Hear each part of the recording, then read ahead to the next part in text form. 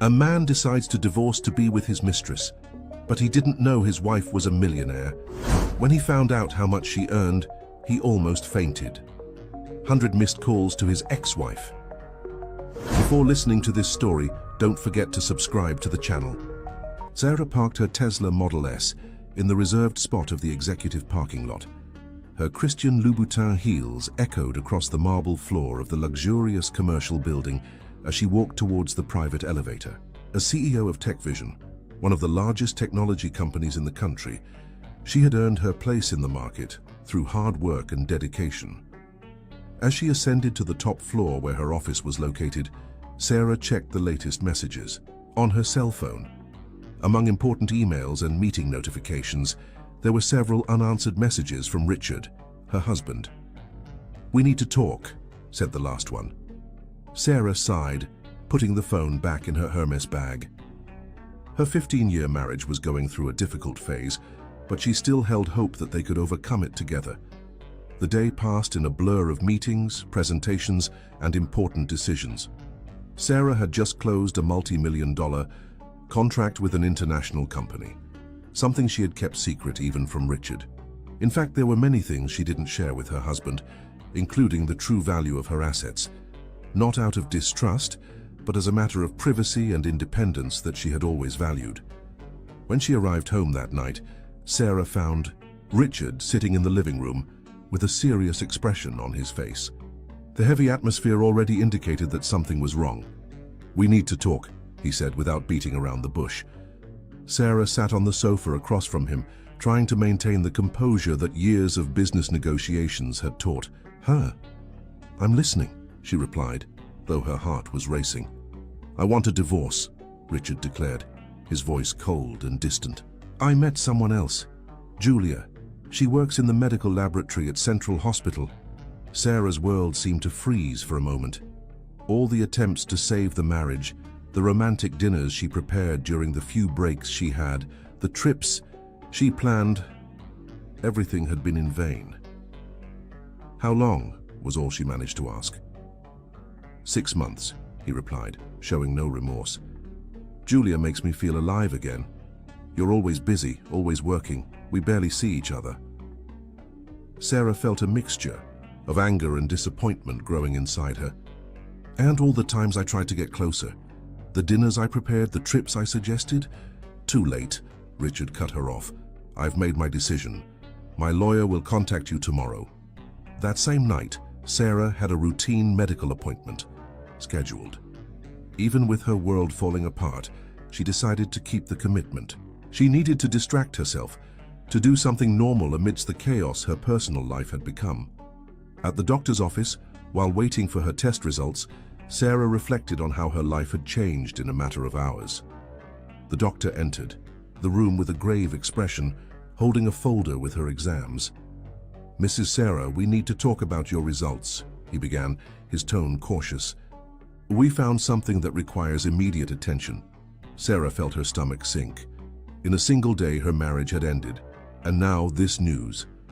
As the doctor explained the details of the diagnosis, she maintained her professional demeanor, making mental notes and asking about the next steps. Upon leaving the doctor's office, Sarah drove to the beach, her favorite place to think. Sitting on the sand, watching the waves break on the shore, she finally allowed the tears to fall. Her cell phone vibrated in her pocket. It was Richard, again probably to discuss divorce details. She ignored the call. At that moment, alone on the beach, Sarah made a decision. She wouldn't allow these circumstances to destroy her. As she had always done in her professional life, she would turn each obstacle into a stepping stone for something greater. Her marriage might have ended, but her story was far from over.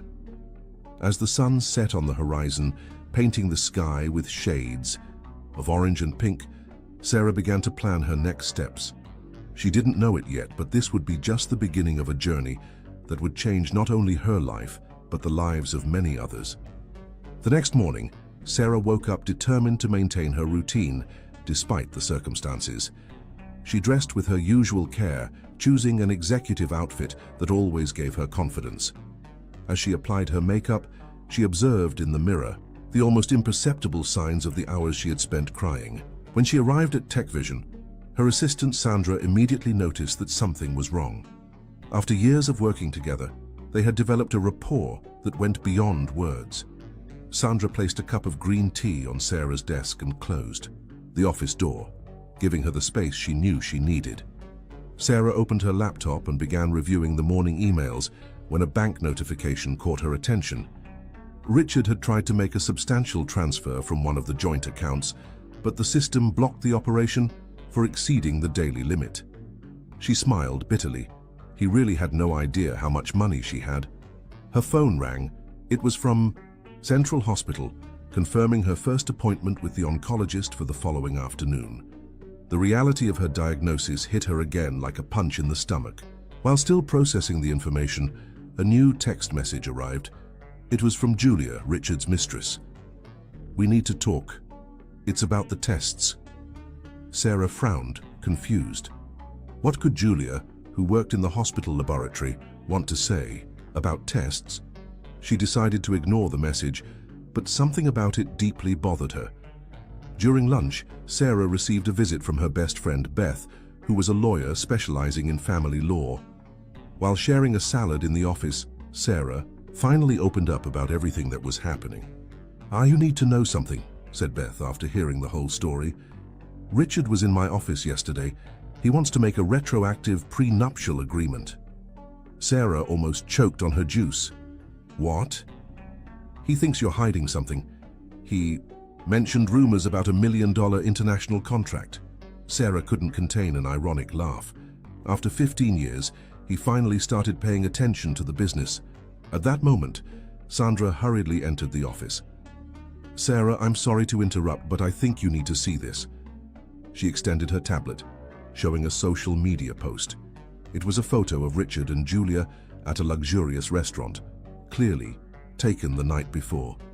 In the caption, Julia announced her new beginning with Richard, mentioning how he had been brave in leaving a toxic relationship. "Toxic?" Sarah murmured, feeling her blood boil. 15 years of dedication, of unconditional support when Richard was unemployed, of patience during his midlife crises reduced to toxic. Beth placed her hand over Sarah's. "You need to be strategic now.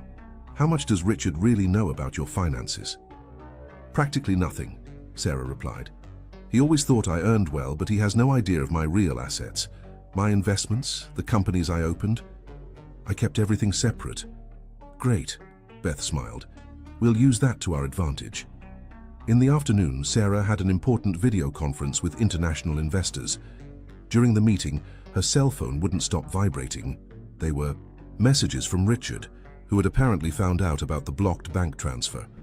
While presenting the impressive numbers of her company, Sarah maintained her impeccable posture, not letting the turmoil in her personal life show for even a second. The meeting was a success, securing another $1 million contract for TechVision. At the end of the day, alone in her office, Sarah allowed herself a moment of vulnerability. She picked up her cell phone and saw the 47 missed calls from Richard. She also opened Julia's message, which remained there, as disturbing as a pebble, in her shoe. She then decided to do something she hadn't done in a long time. She called her mother. During the conversation, between tears and outpourings, her mother said something that would stay etched in her mind. "Honey, sometimes we need to lose everything to discover who we really are."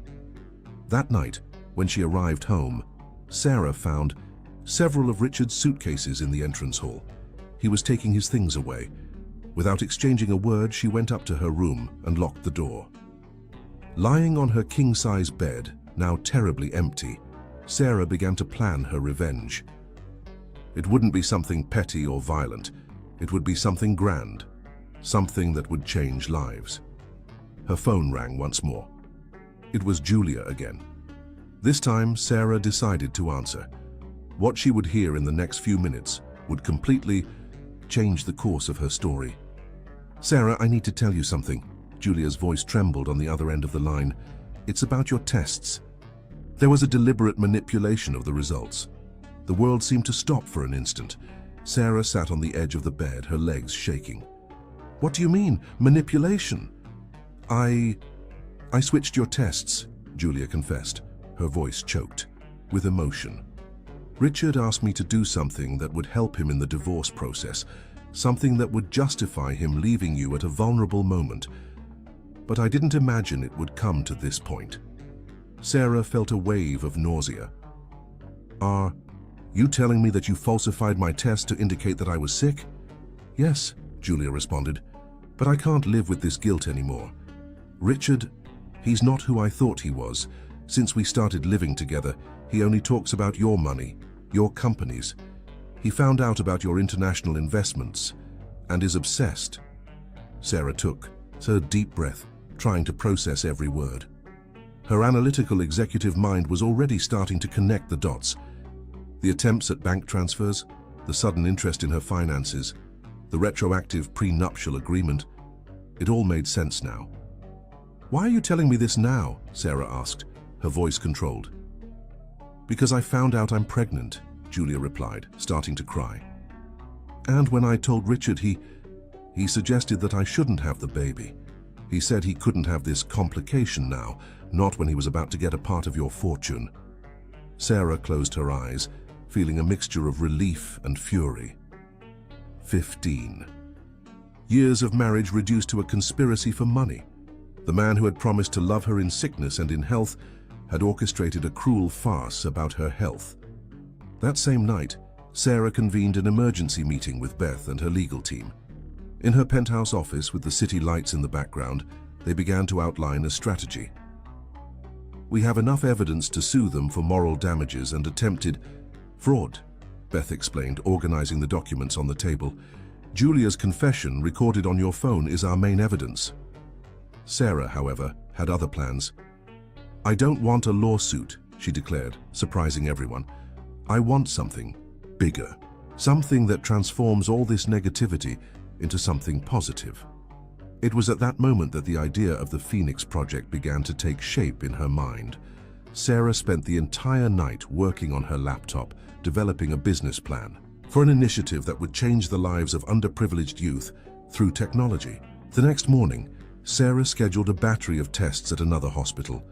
The results came in 48 hours. She was completely healthy.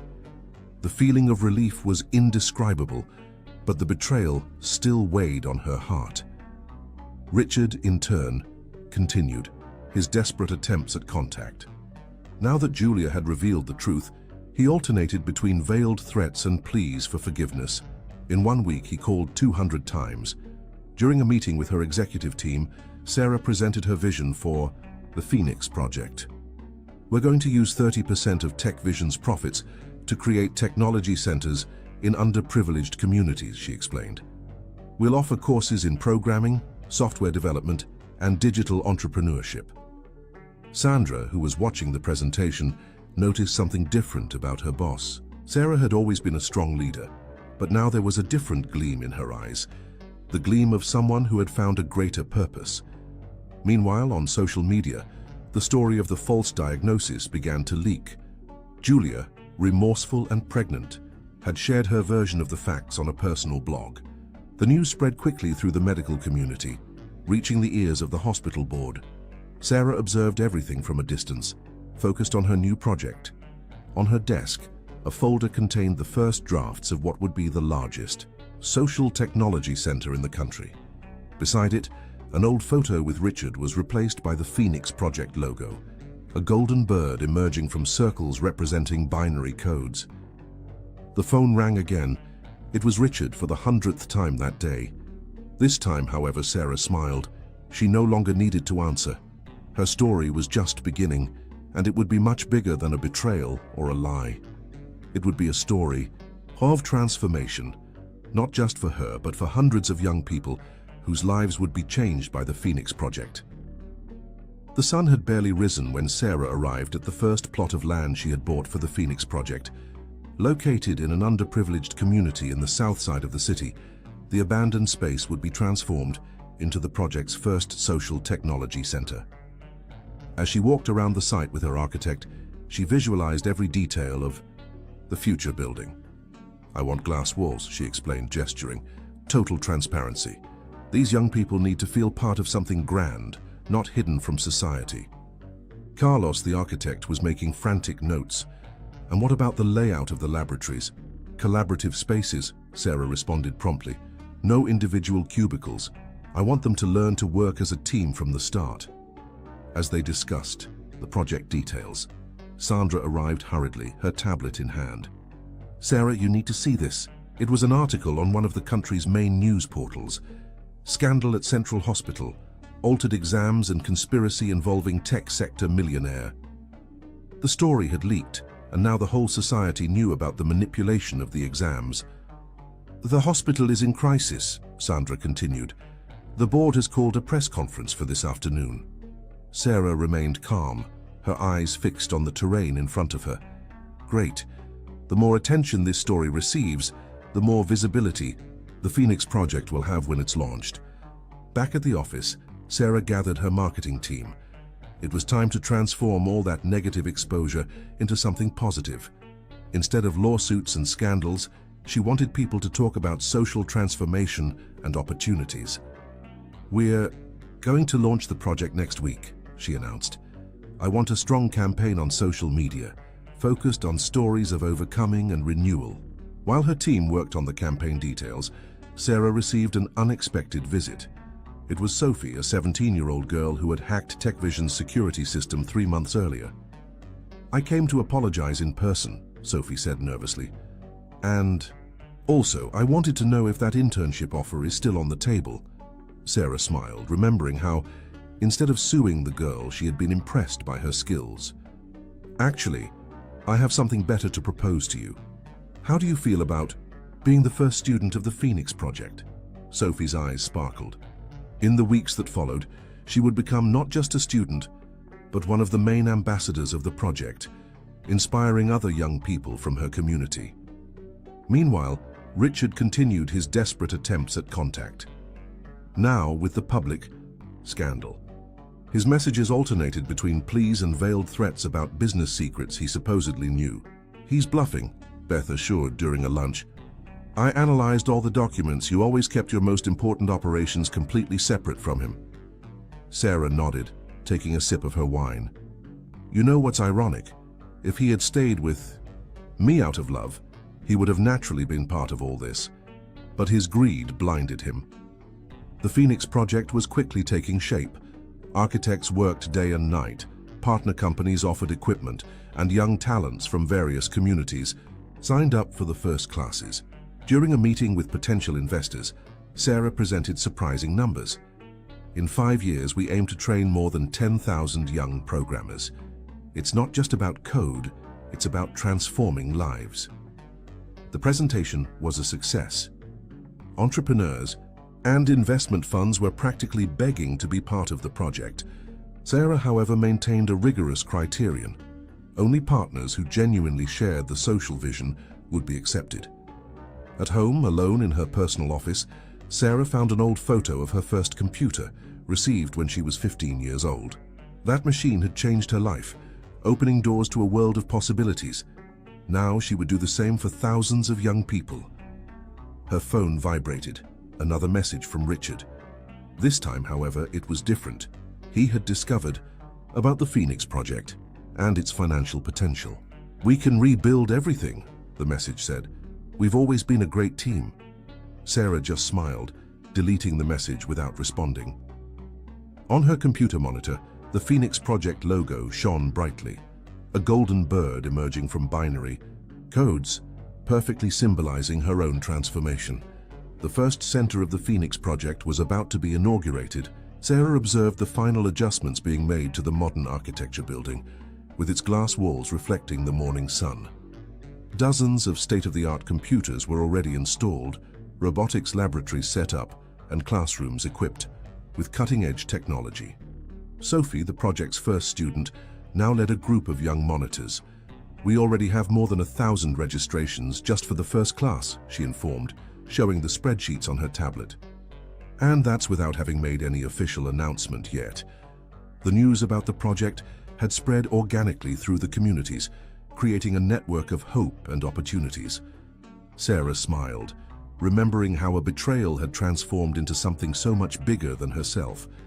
However, not everything was smooth sailing. The rapid expansion brought with it new problems. During a video conference with Sophie and Julia, Sarah was informed of a concerning situation. "We have reports of some franchises that are charging students," Sophie explained, her voice tense. "This goes against everything the Phoenix Project stands for." Sarah felt a pang of disappointment. "We need to act quickly. Schedule an emergency meeting with all regional leaders." While dealing with professional challenges, Sarah was also facing personal dilemmas. The constant travel schedule was starting to weigh on her family life. Hikari, although always happy to travel with her parents, was beginning to miss a more stable routine. One night, after putting Hikari to bed in yet another hotel room, Sarah found Ethan on the balcony, looking pensively at the illuminated city. "Maybe it's time to rethink some things," Ethan said softly. Sarah felt a lump in her throat. She knew exactly what he was talking about.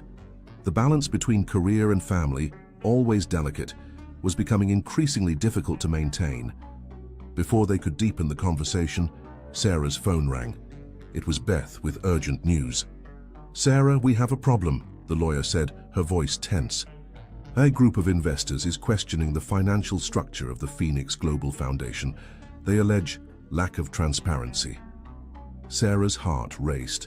After all they had built, facing accusations of financial mismanagement was a hard blow. She spent the night awake, reviewing documents and preparing a defense strategy. The next morning during breakfast, Hikari noticed the concern on her mother's face. "Mommy sad?" asked the little one, her big eyes full of concern. Sarah hugged her daughter, feeling a wave of emotion. "No, sweetie. Mommy's just thinking about how to make the world better for you." At that moment, looking at Hikari and Ethan, Sarah had an epiphany.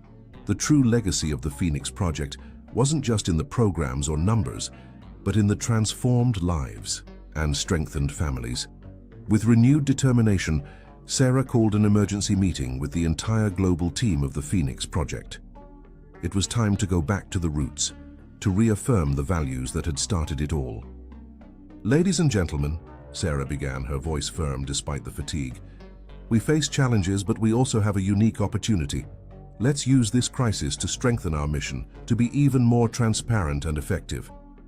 In the days that followed, Sarah led a complete restructuring of the Phoenix Global Foundation. New audit systems were implemented, partnerships were re-evaluated, and an independent advisory board was established to oversee all operations. In parallel, she made a difficult but necessary personal decision. She reduced her international travel, delegating more responsibilities to the local team in each country. This meant less direct control, but also more time with Hikari and Ethan. Weeks later, during a global press conference, Sarah presented the changes and openly answered all questions about the foundation's finances. Her honesty and transparency not only calmed investors, but also strengthened public trust in the Phoenix Project. That night, back in their apartment in New York, Sarah, Ethan, and Hikari had dinner together, something that hadn't happened frequently in recent months. You know," said Sarah, watching Hikari play with her food, "I think I finally understood something important. True transformation begins at home. If we want to change the world, we first need to take care of those closest to us." Ethan smiled, taking her hand. "That's why you're such an incredible leader, Sarah. You never stop learning and evolving." As night fell over New York, Sarah felt a peace she hadn't experienced in a long time. The challenges would continue to come, she knew, but now she was more prepared than ever to face them. With her family by her side and a clear vision of her purpose, she was ready to take the Phoenix Project and herself to new heights. The Phoenix, after all, not only rises from the ashes, but continues to evolve, adapting to each new challenge and growing, stronger with each obstacle overcome. The sun was setting over New York City, painting the sky with shades of orange and pink. Sarah was sitting in her home office, reviewing the latest reports from the Phoenix Project. Hikari, now 5 years old, was quietly playing on the carpet. Beside her, drawing what appeared to be a phoenix with colored pencils. The phone rang, interrupting the quiet moment. It was Sophie. "Sarah, we have a situation," Sophie said, her voice tense. "The government of Country X is threatening to shut down our centers. They claim we're promoting Western ideas and destabilizing the social order." Sarah sighed deeply. It wasn't the first time the Phoenix Project had faced political resistance, but never on such a large scale. I understand. Schedule a video conference with the local team and our international legal consultants for tomorrow morning, Sarah responded, maintaining her calm despite the growing concern. At that moment, Ethan entered the office, immediately noticing Sarah's worried expression. "More problems?" he asked softly. Sarah nodded, briefly explaining the situation. Ethan listened attentively, his face a mixture of concern and determination. "You know," he said after a moment of reflection, "maybe it's time we consider a different approach. Instead of fighting against governments, we could try to work with them." Ethan's suggestion planted a seed in Sarah's mind. In the weeks that followed, she led a series of delicate negotiations, not just with the government of Country X, but with several others where the Phoenix Project operated. The result was the creation of the Phoenix Partnership Program, an initiative that adapted the project's curriculum to include elements of local culture and values while maintaining its core of technological education and entrepreneurship. This new approach not only resolved the immediate crisis, but opened doors for expansions in countries that were previously skeptical about the project. However, professional success came at a personal cost. The long working hours and constant travel began to weigh on Sarah's family life. Hikari, now in school, often asked why her mother couldn't be present at important events like other mothers. One night, after missing Hikari's ballet recital due to an emergency meeting, Sarah found Ethan on the balcony of their apartment. "We need to talk," Ethan said, his voice gentle but firm. Sarah felt her heart tighten. She knew what was coming. "Doctor, I know the Phoenix Project is important," Ethan continued, "but our family is too. Hikari needs you. I need you." Ethan's words hit Sarah like lightning. She had always believed she was doing all this for her family, to create a better world for Hikari. But in the process, she was missing precious moments that would never come back. "What do you suggest?" Sarah asked, her voice trembling. "Maybe it's time to take a step back," Ethan replied. "You've built something amazing, Sarah. Now perhaps it's time to let others lead, while you focus on being not just a global leader, but also a present mother." Ethan's words resonated deeply with Sarah. In the days that followed, she reflected intensely on her role in the Phoenix Project and in her own life. Finally, after much deliberation, Sarah made a decision. She called a meeting with the entire global team of the Phoenix Project. "Friends," she began, her voice laden with emotion, "over the last few years we've built something extraordinary together.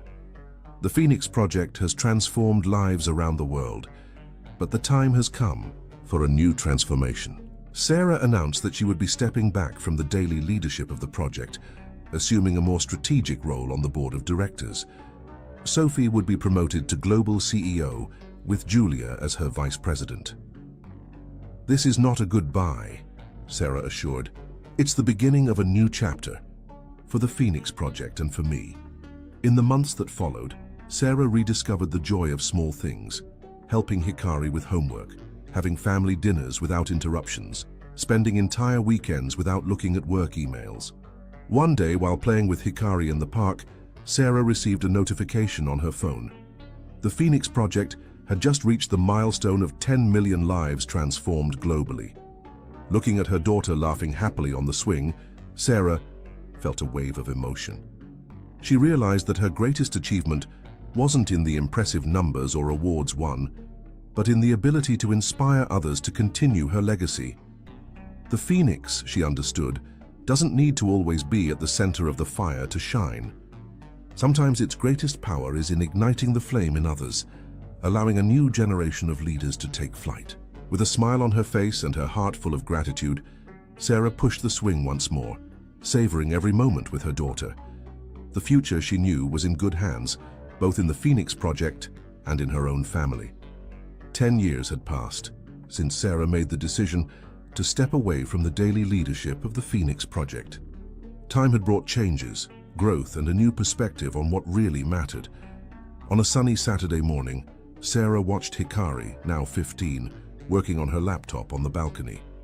The teenager was developing an app to help young people identify and combat online bullying, a project she had started at the latest Phoenix Project hackathon. "How's the app coming along, sweetie?" Sarah asked, bringing a tray with breakfast. Hikari smiled, her eyes shining with enthusiasm. "I'm almost finished with the prototype, Mom.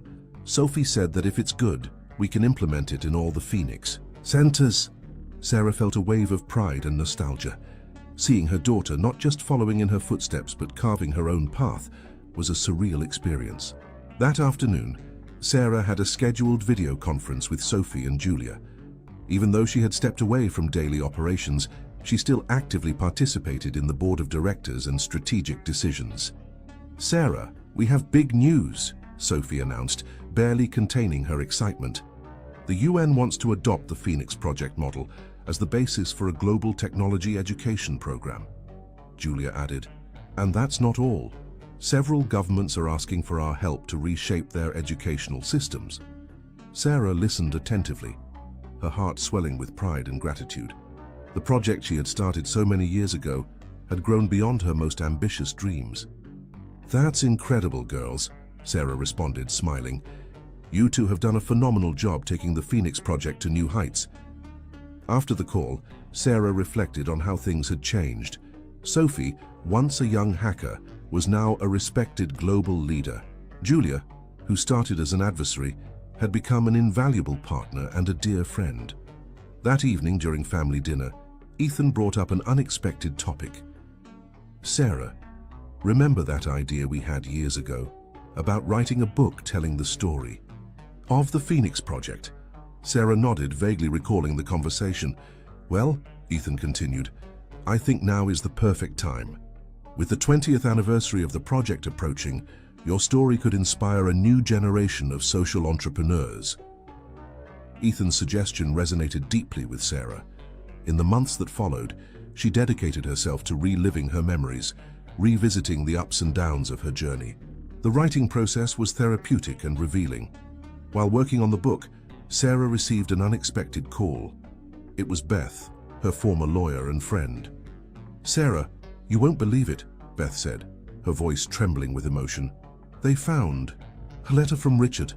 Apparently he wrote it shortly before well, you know." Sarah's heart raced. Even after so many years, the mention of Richard's name still evoked a complex mixture of emotions. "What did the letter say?" Sarah asked hesitantly. "He asked for forgiveness," Beth responded softly. "To you, to Julia, to everyone he hurt. And he left a substantial donation to the Phoenix Project, with the condition that it be used to help ex-inmates reintegrate into society through technological education." Sarah was silent for a moment, absorbing the information. It was as if the last chapter of an old story was finally being written. In the weeks that followed, Sarah worked with Sophie and Julia to create the Renaissance program, an initiative dedicated to giving a second chance to ex-inmates through education and entrepreneurship. The launch of Sarah's book coincided with the celebration of the 20th anniversary of the Phoenix Project.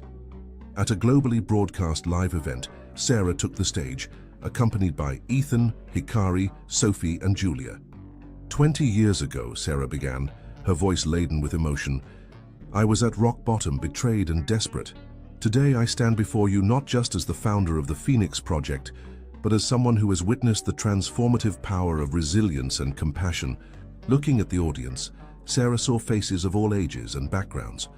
Former students who were now CEOs, mothers who had become programmers, young people who dreamed of changing the world through technology.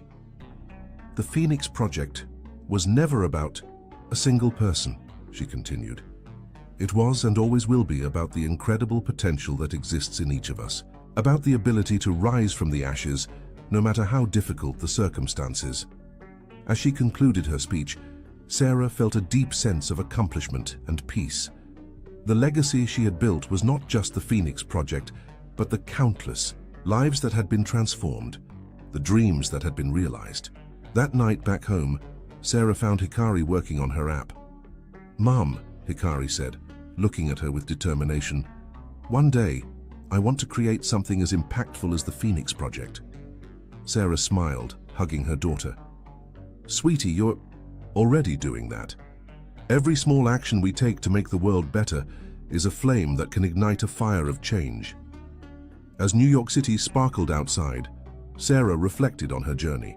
From the pain of divorce to global recognition, from lies and betrayals to the creation of a worldwide transformation movement, each challenge, each obstacle, had been an opportunity for growth and renewal. The phoenix, she realized, was not just a symbol of rebirth, but of constant evolution. And as she looked to the future, Sarah knew that her journey, and the journey of the Phoenix Project, was far from over. New challenges would come, new opportunities would arise, and with them, the chance to continue growing, learning, and transforming lives. The fire of the phoenix, after all, never completely goes out.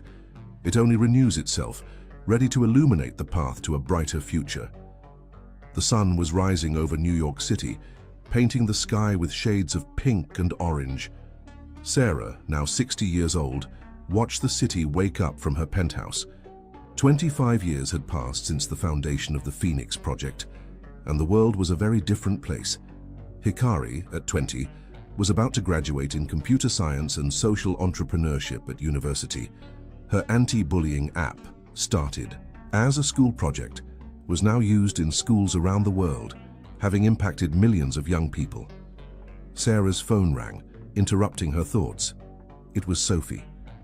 "Sarah, you need to turn on the TV now," Sophie said, her voice trembling with emotion. International news channel. Intrigued, Sarah turned on the television. Her eyes widened as she saw the headline, "Phoenix Project nominated for the Nobel Peace Prize for the second time in 25 years.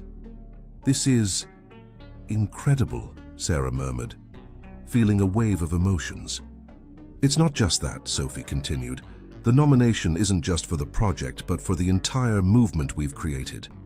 They're calling it the Phoenix Revolution, how we've transformed education and social entrepreneurship globally."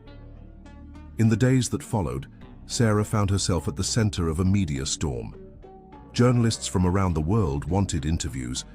Documentarians asked for permission to tell the story of the Phoenix Project, and world leaders sent messages of congratulations.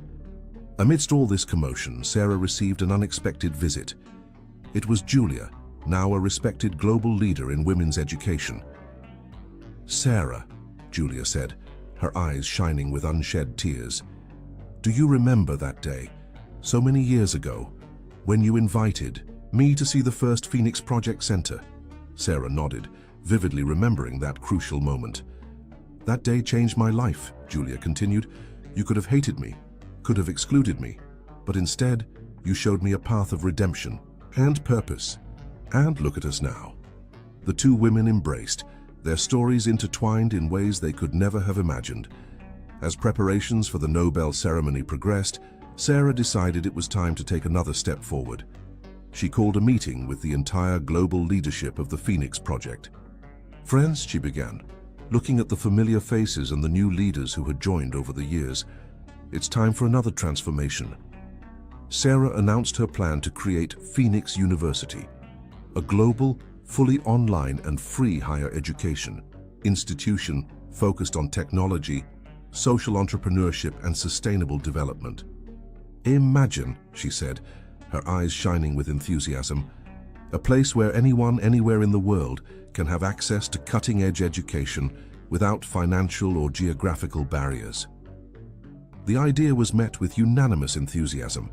In the months that followed, teams around the world worked tirelessly to make this vision a reality. On the eve of the Nobel ceremony, Sarah was walking along Central Park with Ethan.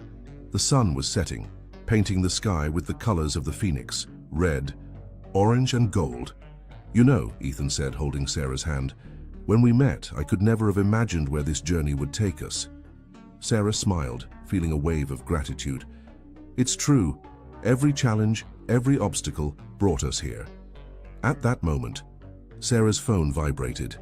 It was a message from Hikari. "Mom, I just got accepted into the AI Ethics Masters program at MIT. Can't wait to use what I've learned to expand the Phoenix Project." Sarah showed the message to Ethan, her eyes shining with pride. "Look," she said, "the legacy continues." The next morning, As she prepared for the Nobel ceremony, Sarah reflected on her journey. From the pain of divorce to global recognition, from lies and betrayals to the creation of a movement that transformed millions of lives. She thought about Richard, about how even the ashes of his tragedy had been transformed into something positive through the Renaissance program. She thought about Sophie, about Julia, about all those who had been part of this incredible journey. Looking at herself in the mirror, Sarah saw not only the global leader she had become, but also the woman who had been reborn so many times, always stronger, always wiser. The true Phoenix, she murmured to herself, is not a project or an organization. It's the spirit of renewal and hope that lives in each of us. 10 years had passed since the Phoenix Project's second Nobel Peace Prize win. The world had changed drastically, and Phoenix University, Sarah's dream, was now a global reality with millions of students. Sarah, at 70, watched the sunset over New York City from the balcony of her apartment. Her hair, now completely white, shimmered with the golden reflection of the sky. Ethan, sitting beside her, held her hand with the same tenderness as always. "Can you believe everything that's happened, Sarah?" Ethan asked, his voice soft and reflective. Before Sarah could respond, her tablet made a sound. It was a video call from Hikari, now 30 and head of ethical AI research at Phoenix University. "Mom, Dad, you won't believe it," Hikari exclaimed, her face radiant with excitement. "We've just made an incredible discovery in the lab. We've developed an AI algorithm that can predict and prevent humanitarian crises with 95% accuracy." Sarah smiled, feeling a wave of pride and hope. "That's wonderful, sweetie. I can't wait to hear more." After ending the call, Sarah turned to Ethan, her eyes shining with an idea. "You know, I think it's time we take the next step. The world is changing so fast and the Phoenix Project needs to evolve with it." Ethan nodded, well acquainted with that determined look in his wife's eyes. "What do you have in mind?" Sarah smiled, her entrepreneurial spirit still burning strong after so many years. "I think it's time we create the Interplanetary Phoenix Initiative. With the colonization of Mars becoming a reality, we need to ensure that the principles of equal education and social entrepreneurship extend beyond Earth." Ethan chuckled softly, but his eyes showed support and admiration. "Only you would think of expanding an educational project to another planet, Sarah." The year was 2060, and the first human colony on Mars was celebrating its 5th anniversary. In the command center of Ares base, Hikari, now 35, adjusted the controls for an interplanetary transmission. On the other side of the screen, Sarah, at 75, watched with misty eyes as the Phoenix logo floated against the red Martian sky. "Mom," Hikari said, her voice slightly distorted by the cosmic distance, "the first Phoenix Education Center on Mars is officially operational. We have 50 colonists enrolled in the initial program." Sarah smiled, feeling a mixture of pride and admiration. "It's incredible, sweetheart. Your father would be so proud to see this." The mention of Ethan, who had passed away 2 years ago, brought a pang of sadness. But Sarah knew that his legacy lived on through the work they continued to do. Back on Earth, Sarah was leading a meeting of the global board of the Phoenix Foundation. The room was filled with familiar faces and new ones, all united by the same purpose that had guided the project for decades. "With the expansion to Mars," Sarah began, her voice firm despite her age, "we face new challenges and opportunities. How do we ensure that the Phoenix principles adapt to a completely new environment?" Sophie, now a respected global leader in her 50s, raised her hand. "We're already working on a curriculum adapted to the specific needs of life on Mars. Sustainability, space psychology, advanced engineering, all integrated with our social entrepreneurship approach." Julia, who now led the Foundation's mental health programs, added, "We're also developing specific psychological support protocols for the challenges of isolation and the Martian environment." As the discussion progressed, Sarah couldn't help but reflect on how far they had come. From a project born out of personal pain, Phoenix had transformed into an interplanetary force for change and hope. After the meeting, Sarah received a surprise visit. It was Clara, Richard's ex-girlfriend, now a 70-year-old woman and director of the Renaissance program for ex-inmates. "Sarah," Clara said, her eyes shining with emotion. "We've just received the results of the long-term study. The Renaissance program has reduced criminal recidivism by 85% globally. We're literally changing the course of millions of lives." Sarah hugged Clara, feeling the weight and joy of decades of hard work and dedication. "Richard would be proud," she said softly, "of all of us." That night, alone in her apartment, Sarah looked at the stars. The Phoenix legacy now extended beyond Earth, touching lives on 2 worlds, and yet she knew there was more to be done. Taking her tablet, Sarah began to sketch ideas for the next big step, an educational exchange program between Earth and Mars. As she worked, she felt that familiar sense of purpose and hope that had guided her throughout her life. The Phoenix fire, she realized, knew no limits, not even those of outer space.